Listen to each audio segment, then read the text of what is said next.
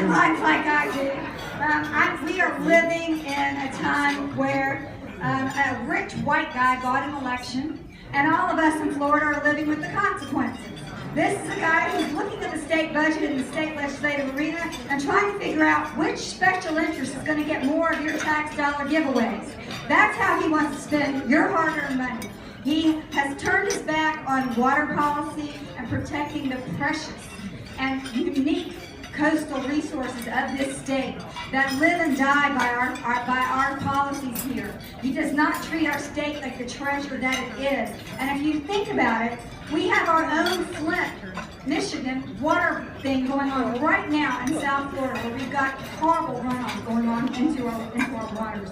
We have seen the disdain by the Republicans in the legislature and by Rick Scott of working Floridians, the disdain for working poor people, for working, struggling families. We have seen the people in Florida reach out and with need for access to affordable health care. We've seen the dismantling of our public schools. There's not one thing after the other that he has done for us.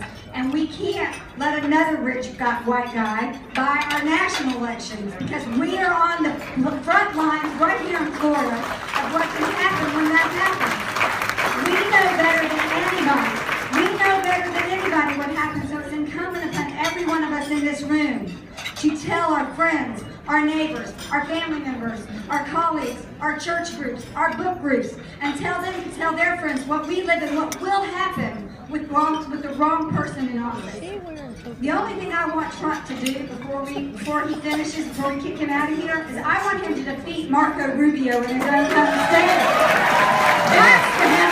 I want to see him come March 15th. That's the only good thing he can do as far as I'm concerned. So, look at that. So, I get myself a little fired up about these things. So, I want to thank you all for being here for this magnificent party dinner. This is an incredible group of folks right here in Sarasota. This is something that builds on everything the Florida Democratic Party has been doing. We just increased voter registration numbers in Orlando by 11,000 new Democrats. We have a huge voter registration going on in Miami right now. We have pickup opportunities unparalleled with the fair maps that have finally been brought to our attention from the courts. And thank God we've got some really great candidates in the pipeline. So I'm here to tell you that the Florida Democratic Party is proud of the Sarasota Party, and we love working in tandem with all of you. It is one of my distinct and great privileges to be here tonight to introduce one of the hardest working Democrats in the country. Congressman and House Democratic Whip Stoyer is one of the most influential and respected leaders of our time and voices of our country. He's a tireless fighter for every single one of us. He stands for the things that we hold dear, the values that protect our middle class and grow our middle class. He has championed our environment. He's championed our school children. I know that he understands that we all have the same obligation to honor and to keep our promises to our seniors and to protect our Social Security and Medicare. Perhaps most impressive of all, he knows how to bring Republicans and Democrats together to actually get things done in Washington. Ladies and gentlemen, please join me in welcoming to the Sunshine State, Congressman Steny.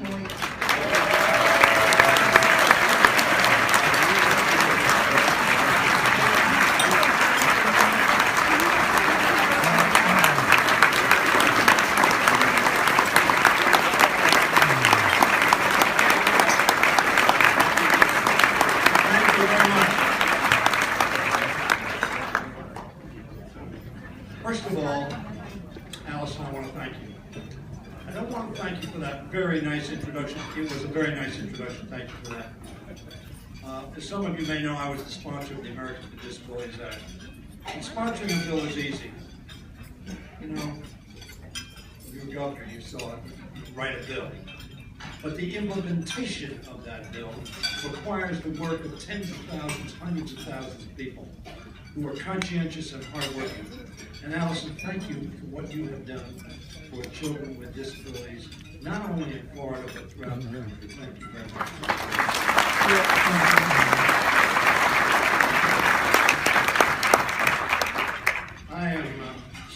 very pleased to be here. Jan Matthews was kidding me because I've written notes on here, and if I do all the notes, Jan, we will be here for an hour. And Julian will say, I thought you invited me to speak. And that's what happened. But I do want to say, I'm not going to mention everybody who are such great friends of mine, but I do want to mention just a few people. And I know that you probably going to say to yourself, well, you know Chris Rock. And I get that. I get that. I don't know about you, but I've got it being recorded at home, so dying to see what Chris Rock has to say about the Academy Awards. Mr. Mayor, what do you think? Chris Rock's going to have some stuff to say, isn't he? Yes, he will. Amen. Amen, brother. I want to say, first of all, I'm so pleased to see here Mayor Dennis Archer. Mayor Dennis Archer, a great mayor.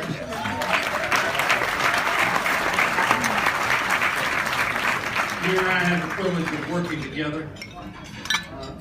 And I want to congratulate Carol and Susan. Where's Carol and Susan?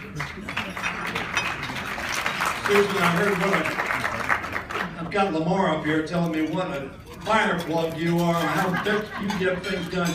And you know, as you were looking over here, I was thinking of Barbara Mikulski, who is the tallest short person I know in America.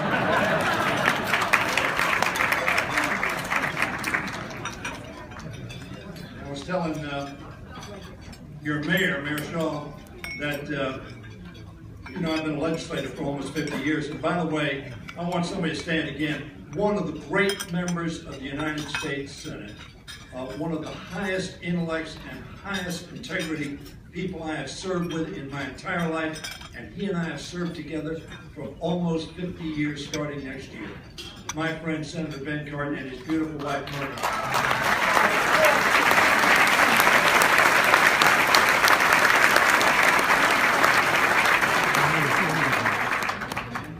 And I also want to recognize two former members of the United States Senate. One of them came in the same class I came in, although he is, I have to be very respectful, but he's 5 months my senior in the Congress of the United States. He never let me forget that. He's got a beautiful wife, so I pay attention to him, so I can see Kim. But Byron Dorgan from North Dakota has done a wonderful, wonderful job. He's now retired, and he's making enough money to live down here, so much. But he is, and Byron and Kim, thank you very much for being here. And then,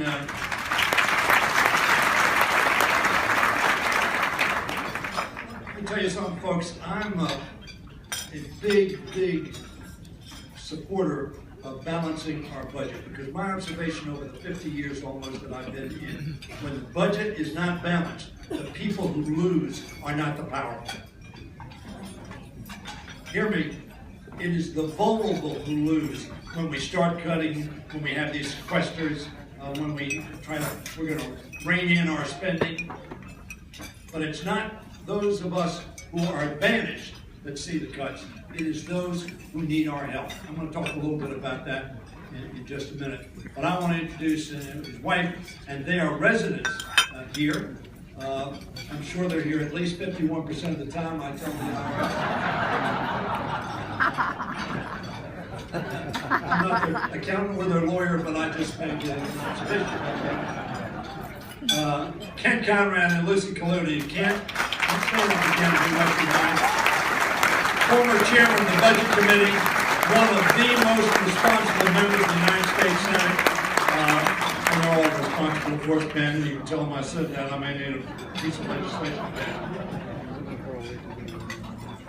And we got two mayors here, and I started to tell you what I told the mayors is I've been in office almost 50 years, and I've been a legislator for those 50 years, and I say, as a legislator, if you have half a brain, you can avoid 100% responsibility.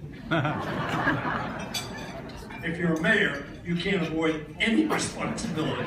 So that's why I've been a legislator all this time, Mr. Mayor. Either I have half a brain or I just want to avoid responsibility. Who knows? Now, why am I here?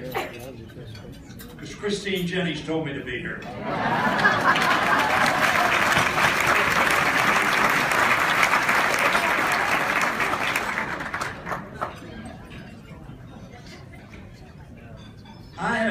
been to a lot of state dinners that weren't this large.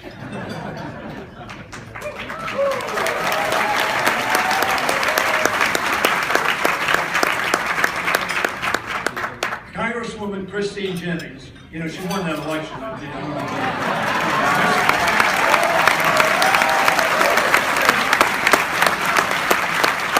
Al Gore and Christine Jennings share in common they won the election, but didn't just win it all.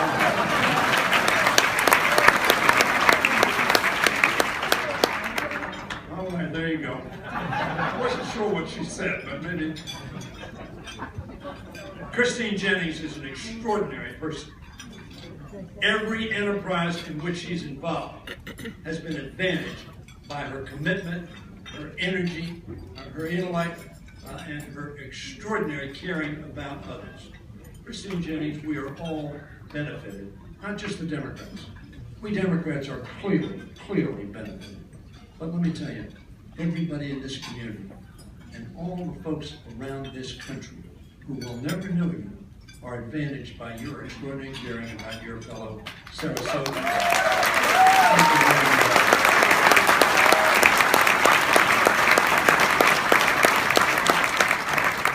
Also, one more person I want to acknowledge. And I know I've left a lot of you out, and I've left the candidates out on purpose because I don't want to get all the candidates mad at me. I'm for some of these people very, very strongly, as some of you know. They know.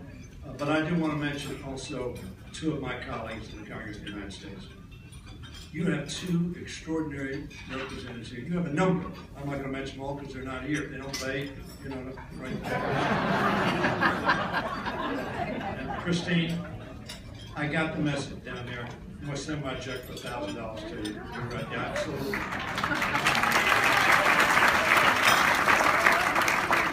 Well, let me tell all of you, I'm recycling Lamar and Jan's money is what I'm doing. So they're contributing twice.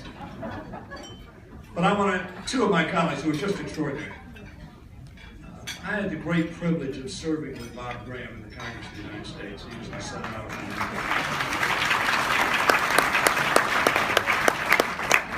And not too long ago, I got to meet his daughter. And the apple did not fall very far from the tree, if at all. Gwen Graham is doing an extraordinary job, not just for Northwestern Florida, but for your entire state and for our nation. Frankly, Gwen Graham is a Democrat that we need all over this country to speak out, be caring, but also be responsible and focused. Gwen Graham does an extraordinary job. Gwen, thank you very much.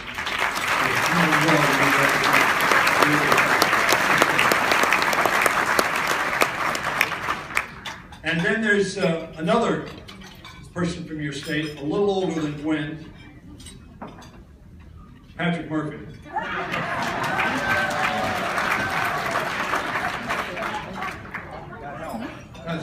I'm trying to get you, you know, mature and let me tell you, I don't know how many of you know Patrick Murphy personally, but he is one wonderful human being who has come to the Congress of the United States and made an impact from the very first day he was there.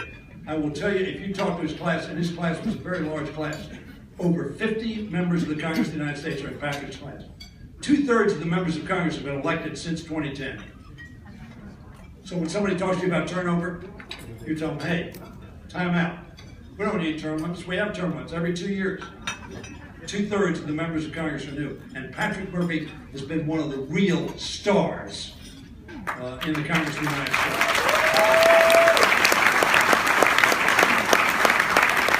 And I, for one, am sorry that he's leaving to run for the United States Senate. But Patrick, it's been an honor to be your colleague. You and Gwen make an extraordinary pair in representing this state, along with your other Democratic colleagues. I'm not going to go through all of them. Thank you very much. Last person I want to mention. When I came to Congress the first $500 check I got was from a guy named Vic Fazio. First one, never forgotten it. Remember that. The first time you give a candidate some money, the next time, you know, they just say they're piling on. And, you know, I say Democrats' favorite 4-letter word, more. Assistant Secretary of Defense, Sandy Stewart, and her extraordinary husband, Mike Murray. Why don't you both stand up here?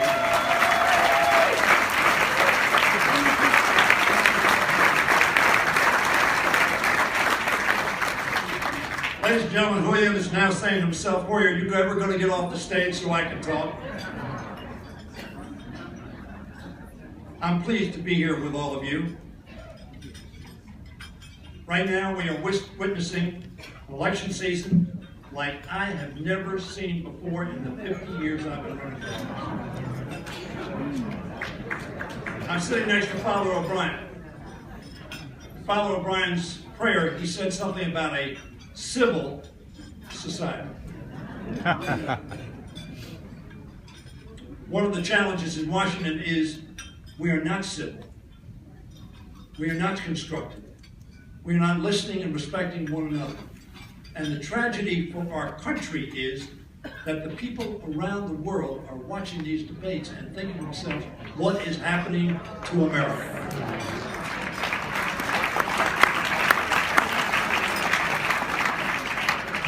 A guy who wears a hat saying, "Make America great again," is embarrassing America around the world.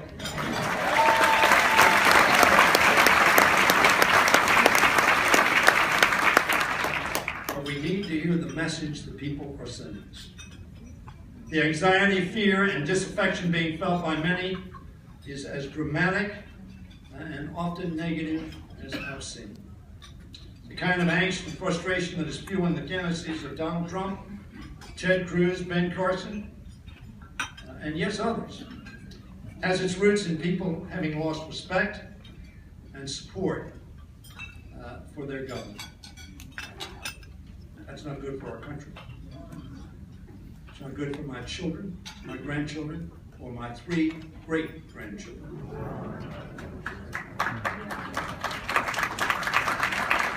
I was born in 1876.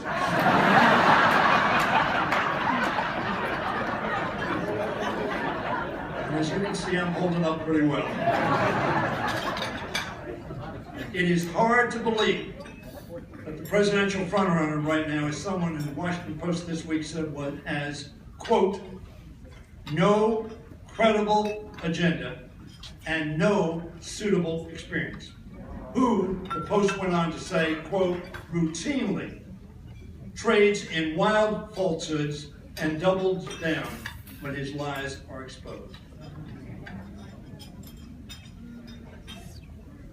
America is better than this, and America will be bright enough to reject that kind of politics in the general election and elect whichever candidate is nominated in our country.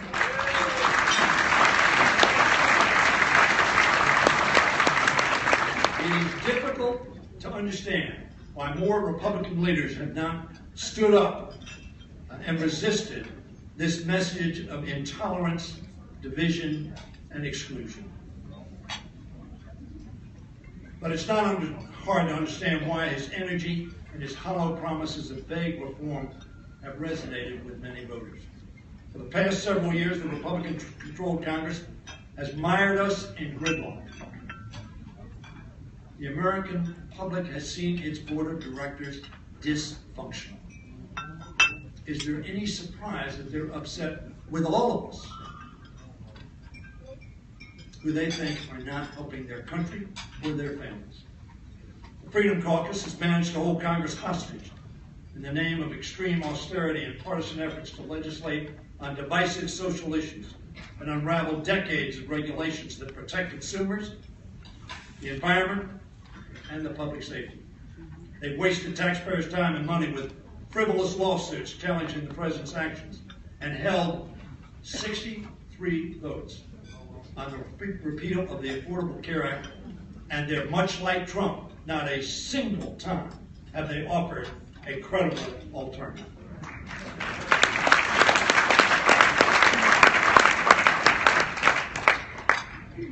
We could have instead been spending time on raising the minimum wage, so those at the lower rung would feel better about their capacity. So we could have been spending time on paid medical leave, so families could be united when they have a challenge.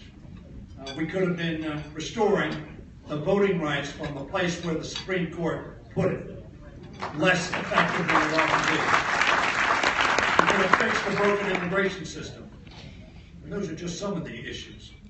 As a result, even must-pass items that traditionally advance with bipartisan support have had difficulty moving through the Congress of the United States. And the public thinks we're not doing our job. There are about 12% of people, Mr. Secretary, who think the Congress is worth anything. 12% think we're worth anything. I tell the press I'm trying to find those 12%, they don't know what's going on. The resulting gridlock has sent a powerful and dangerous message to the American people that this Congress can't and won't be there for you when you need it on your side. Now let me, before I introduce the Secretary, mention a theme that I am trying to get going because I believe in it. There's a substantial difference between the two parties, more than I have seen since Ben and I were elected to the legislature in 1966 together. Stark difference. What I tell people is the difference is philosophically. Philosophically, they believe this. How many of you read Atlas Shrugged? If you haven't, you ought to look at just some of the quotes in Atlas Shrugged, because that's Paul Ryan's favorite book. And essentially, the base philosophy is America will be better if we're all left on our own to fend for ourselves and build a country and have, I understand, enterprise and not get in the way of regulations and everybody can build and grow. Our philosophy is, however, that we are in this together. That we are one nation, under God, indivisible. Indivisible. In our debates, you see a very positive discussion between Sanders and Clinton. Constructive. Do they have differences? Sure, that's what campaigns are about. But both have a general philosophy that we are in this together. Now, when I say the Republicans say you're on your own, I've got proof of that. We can't get a minimum wage on the floor of the House of Representatives because you're on your own. We can't get a child care and family leave bill. Why? You're on your own. We can't get an Affordable Care Act fix to make sure it works properly on the floor. All they want to do is repeal because they believe we're all on our own. We can't get Sandy relief. You remember when that great hurricane, you've had problems here in Florida with hurricanes, when it hit the East Coast? Now it missed Maryland, but just north of us, New Jersey, Connecticut, Massachusetts, Rhode Island, New York, hit very hard. We had a Sandy relief program to help those folks out. Only 49 Republicans voted for it, and about 180 voted no. Why? You're on your own. I talk about that hurricane, which was a natural disaster, we call it. Now there's some Republicans saying we shouldn't help in Flint because it was a man-made disaster. I tell them you didn't help in the natural disaster. What's going on here? Now you talked about your governor.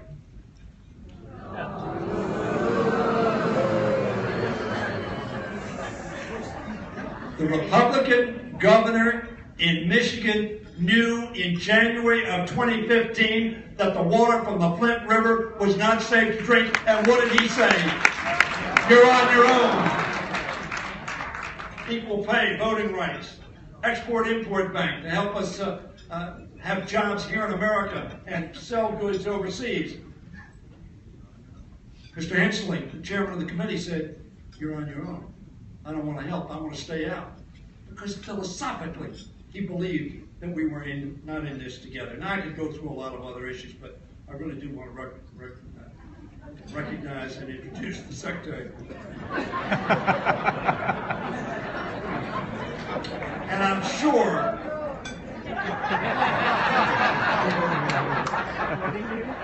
the secretary didn't say that, but I'm on my own. You never get to speak. Now, I'm sure Secretary Castro is going to speak about the vision of what we Democrats want to do and that we all embrace, and that's why we're in this room. Let me simply say that there is a stark difference between our two parties. Democrats continue to be the party, and we're in this together. And we have with us one of America's great new leaders who has always believed in the proposition. As a member of the City Council in San Antonio, as mayor and the youngest member of the City Council ever in San Antonio, and as one of the youngest mayors in America of a large city, at the age of 34, he's always believed that we are in this together. We are fortunate to have him with us tonight as our keynote speaker, one of the rising stars in the Democratic Party and in our country, who's been a leader communicating our message and a tireless fighter for opportunity and equality as mayor of San Antonio, and now as Secretary of Housing and Urban Development. Secretary Castro grew up surrounded by politics and activism. His mother, having been a leader in their community and a candidate for San Antonio City Council herself, before Julian and Joaquin were born. Joaquin serves with me in the House of Representatives. I had the great honor of appointing him as the youngest, newest Chief Deputy Whip on my whip team. The two of them.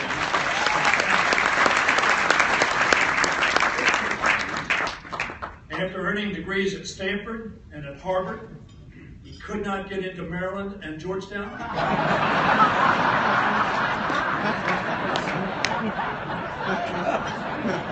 Julian, everybody can't get into Maryland, I understand. And you can't get into Georgetown. Go to Harvard is, you know, not bad, I guess. 8 years later, as I said, he became the youngest mayor of a major American city. In 2014, President Obama nominated him to become the 16th Secretary of the Housing and Urban Development Department, where he now oversees federal programs promoting home ownership, a critical priority for our party and for our country, affordable housing, community development, and equal opportunities. He knows that we are in this together.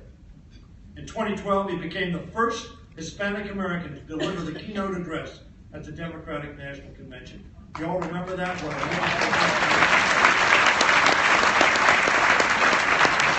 And you may remember his moving tribute to his grandmother, who left Mexico as a young woman to build a new life in Texas, where she taught herself to read and write, worked difficult jobs, raised her daughter, and later helped raise Secretary Castro and his brother too.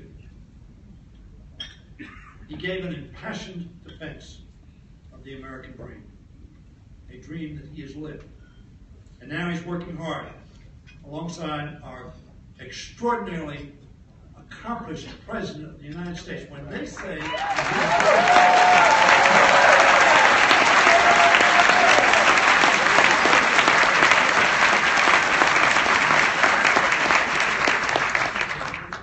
some people would say they just have a lot of chutzpah. For them to get up and say that they want Republicans to be elected on the heels of the president who created the worst economy, anybody over 90 in the room? Then I am accurate in saying it was the worst economic downturn and job loss of any president in our lifetime.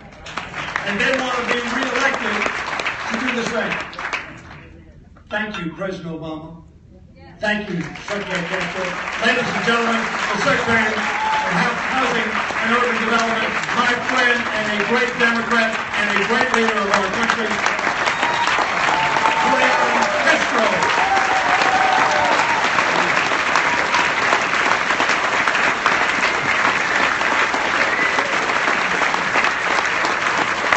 Sorry, Mr. Secretary, your time is up.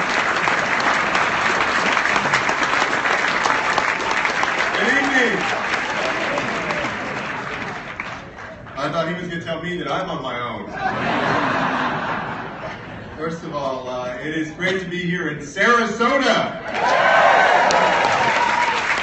Let me just start by giving a huge thanks to Representative Hoyer. This is someone who is an inspiration to so many of us. Congressman, thank you for your many years of service. He's been involved in so many groundbreaking pieces of legislation, from the ADA, as he mentioned, to CHIP, to a whole bunch of others. All of the good that you have done, and the voice that you have been for the folks that all of us in this room care about. Thank you so much for it. You really deserve it. And thank you as well for keeping my brother Joaquin in line. My brother Joaquin likes to go around telling people that the way to tell us apart is that I'm a minute uglier than he is. But I'm actually a minute older, and Joaquin and his wife Anna about a month ago had a little boy, a baby boy, and so the real way to tell us apart is that these days he's the one with the bags under his eyes. I also, of course, want to acknowledge and thank for their service Senator Cardin and former Senators Dorgan and Conrad for your wonderful advocacy and the service that you offered over the years. I want to congratulate Christine Jennings, your great party chair. I agree with Steny, she called, and I'm here. And also Allison Tant and everyone that is making sure that y'all win in November. All of the elected officials in the room and the candidates, and as well as Congresswoman Gwen Graham and future Senator Patrick Murphy.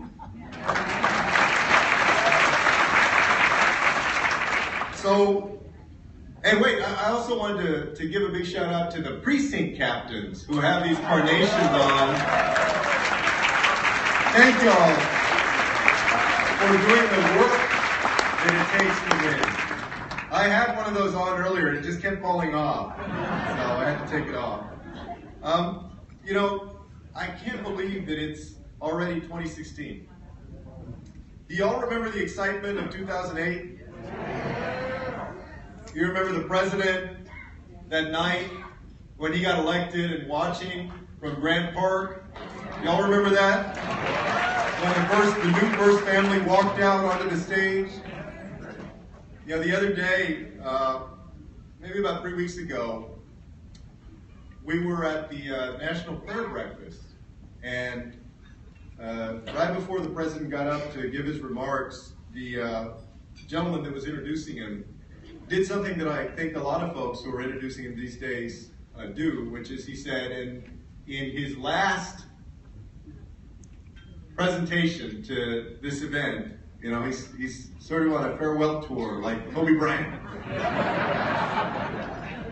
And he delivered these beautiful remarks about faith and its place in our democracy and what it means to him and what it means to the body politic. And I was thinking as he was speaking how much we're going to miss him when he's no longer.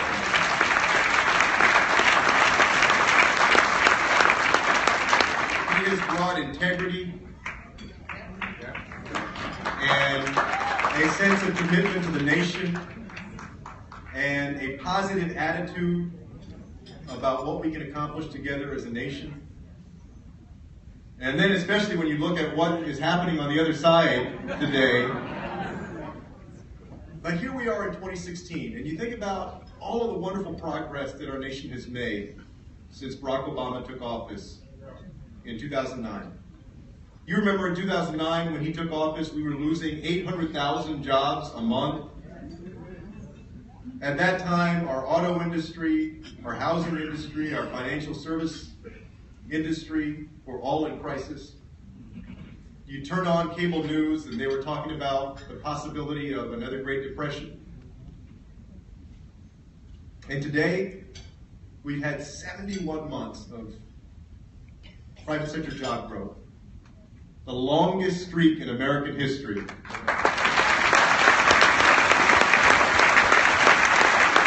The unemployment rate is 4.9%. There are 18 more million Americans that have health insurance because of the Affordable Care Act. Thank you, President Obama.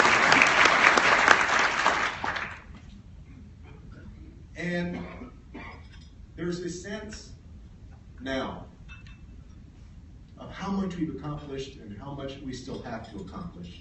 But, you know, the fact that we've made all this progress isn't an accident. It comes from a blueprint for opportunity that has been in the DNA of Democrats for generations. It was the blueprint of FDR that supported the GI Bill so that so many returning veterans could get an education and get into the middle class. It was the blueprint of my fellow Texan, President Lyndon Johnson, who shepherded through Medicare and Medicaid so that the elderly and the poor would have health insurance. And it's been the blueprint of Barack Obama with the Affordable Care Act.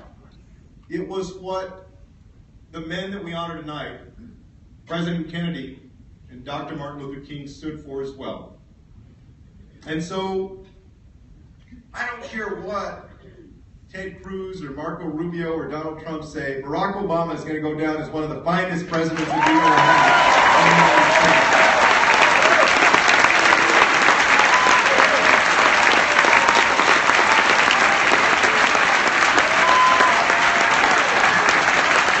He really is.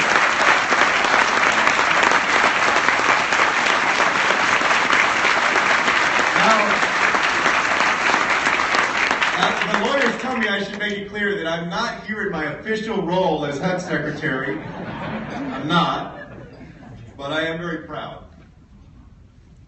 And more than that, I've seen this blueprint at work in my own life. As Steny mentioned, I grew up with my mother and my grandmother. My grandmother, whose name was Victoria Castro, had come when she was 6 years old. She and her younger sister came across through Eagle Pass, Texas, and ended up with extended family in San Antonio because they had been orphaned. Their parents passed away. They came over in 1922. My grandmother was pulled out of school before she finished elementary school, and because she had no formal education, she ended up working as a maid, a cook, and a babysitter, working with her hands her whole life. She raised my mother as a single parent. My mother became the first in her family to graduate from high school and then go on to college, and my mother raised Joaquin and me as a single parent. We grew up in the public schools of San Antonio, and I can remember this one day in high school when we were seniors, one afternoon, Joaquin and I rushing out to the mailbox. We ran out to the mailbox and we found in the mailbox these two packets from Stanford University. Joaquin and I had that year looked at the top 10 schools on that U.S. News and World Report list and just applied to all of them. We got fee waivers from our counselor. We had never been to any of them. We were just seeing what we could do. And that day I remember going back into the house, and y'all remember that you wanted it to be a packet and not a letter, because if it was just a letter it was probably rejection. So we ripped up the packets open and we found the letter of admission saying congratulations, welcome to the class of 1996. And I remember how happy my grandmother's face was, because in her lifetime, she never would have thought that that was possible for her, or for my mother, or really even for us, probably. We were all so overjoyed that day. And then a couple of weeks later, we got the bill. And we weren't so happy. The year that we applied, my mother had made $19,000 or $20,000, and my grandmother was getting a few $100s in a Social Security check.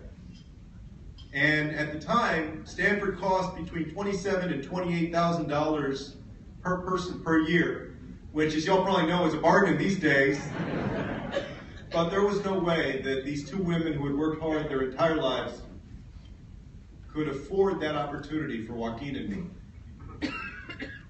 And the only reason that I can stand here blessed with the opportunity that I have is because my family and I worked hard, but also because there were Pell Grants and Perkins loans and federal work studies so that we could work. In other words, we worked hard, but America worked hard for us as well and met us halfway.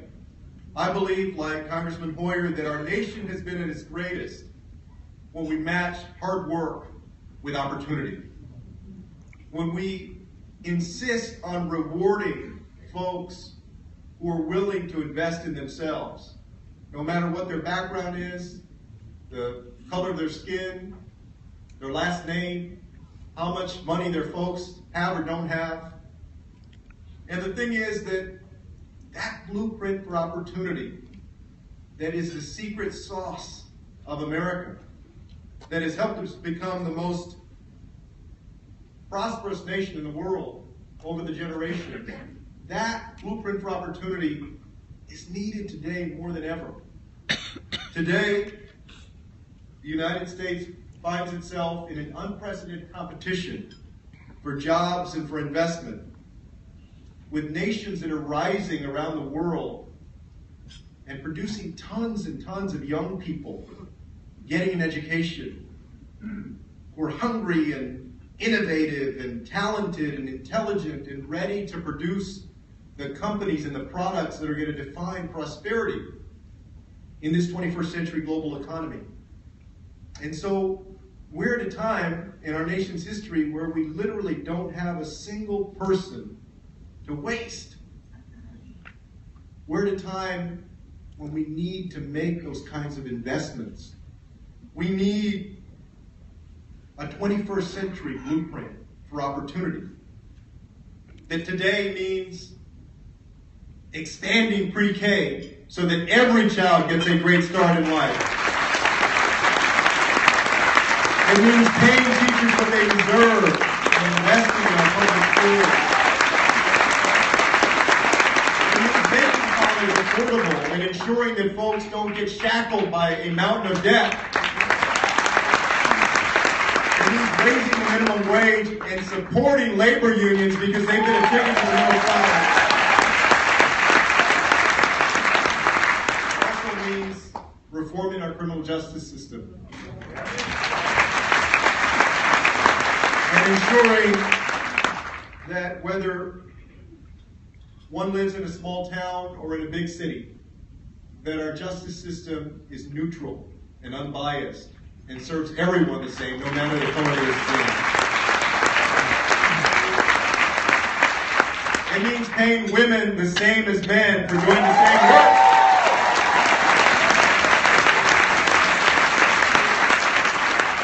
It also means passing comprehensive immigration reform so that we can unleash the talent of millions of folks in our country. And it means dumping Citizens United so that the people are not powerful have the vote. And the thing is that today, the Republican Party just seems completely unprepared to lead in this 21st century. Did y'all see the debate the other day?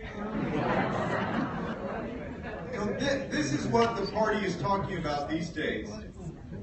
Taking away health insurance from millions of hardworking Americans who now can afford it because of Obamacare. They're talking about rounding up and deporting 11 million undocumented immigrants in our country.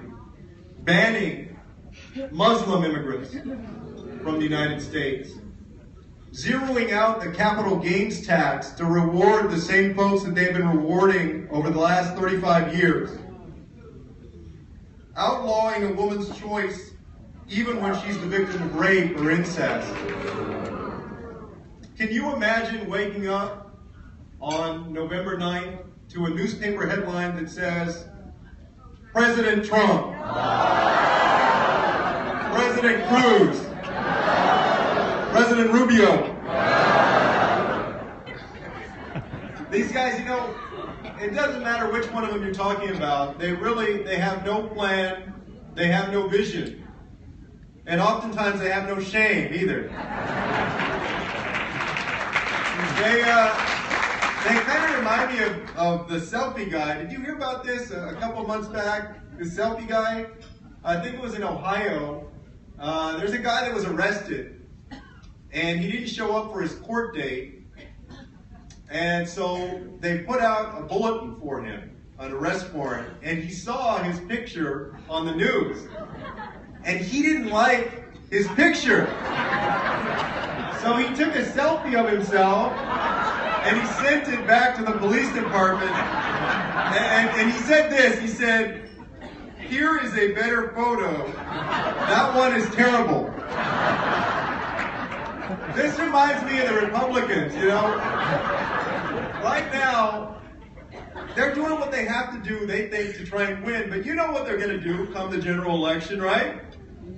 They're going to try and convince us that they're really not that bad, that no, they're a little bit more moderate, that they're going to be reasonable, that they're not going to be that draconian, that they're going to work with everyone. In other words, they're just like the selfie guy. They're going to say, no, that's terrible. That's not really who we are. I don't really look like that. But it has just as much credibility as that guy. Because the fact is that we can't afford to have a President Trump and a Senate Majority Leader McConnell and a Speaker Paul Ryan. That would be a nightmare for the United States. So I know that tonight there are so many folks in this room who here in Sarasota and throughout the state of Florida and throughout our country have been great supporters and friends, not just of the Democratic Party, but of the people that we're working for. Of folks who often don't have a voice in our democracy. You've dedicated, in some cases, your careers.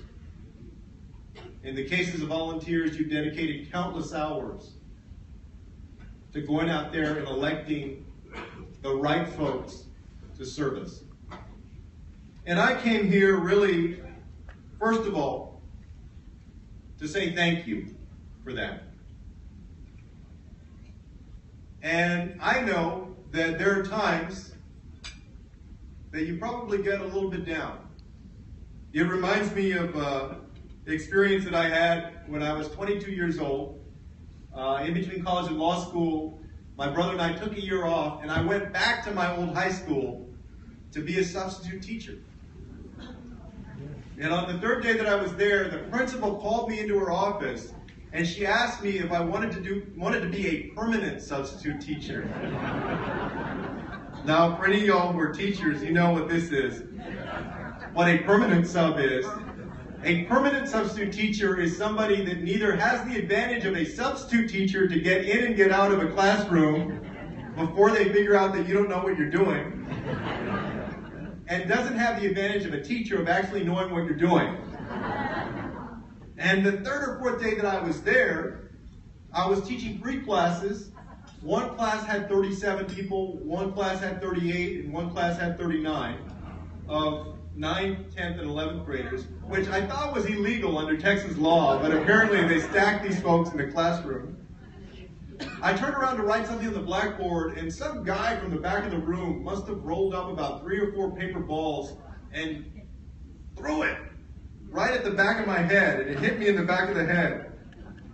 And I had one of these moments that I'm sure the teachers in this room have probably had where I didn't know whether to turn around and try and figure out who had done it and send them to the principal's office, or pretend that it didn't happen and try and save my dignity, which is what I think I tried to do.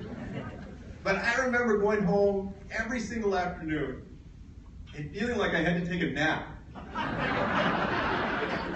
And getting such a intense respect for teachers that actually did know what they were doing, understanding that teaching is a craft and you have to understand how to convey knowledge and manage the classroom.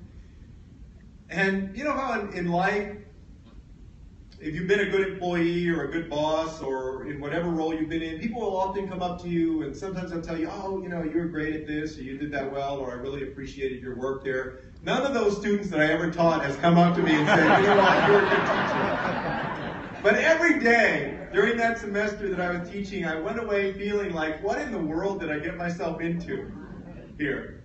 And I bet that there are days when y'all have that same thought, right?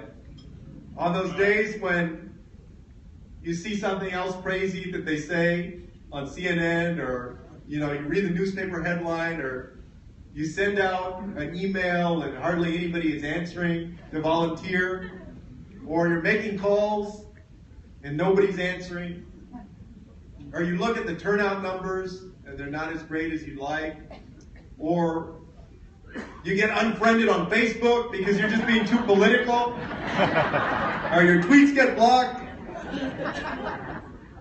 or you go block walking and you knock on the door and through the corner of your eye you see the curtains move. Has anybody had that experience? But like, you know they're there and they know you're there, but they don't want to answer the phone. But there's a reason that we do all this. We do it because we believe in opportunity for everyone in our nation. We do it for all of those Americans who work with calloused hands, but also have big dreams. We do it for the veteran who is homeless and the child from the big city or the small town who just needs a shot to succeed in our country. We do it for the single mother who's working hard, and the hardworking men and women who tonight are doing a double shift because they need to put food on the table for their family. And we do it because we believe that through our work, by electing folks with integrity and with good values, with optimism and with a plan, that we can help make the American dream come true for more Americans. So I wanted to come here and to say thank you,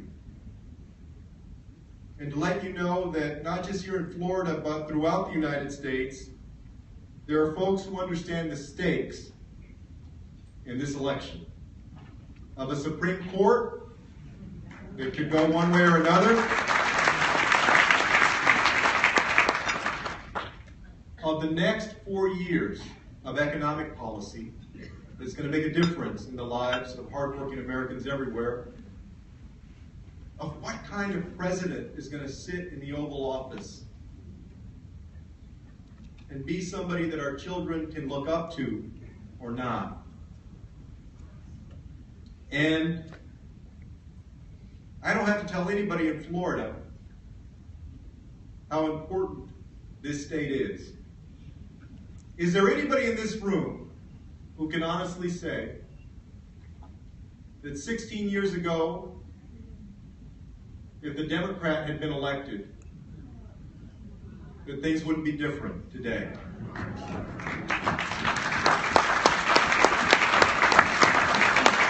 Your state matters. The second thing that I wanted to come and do is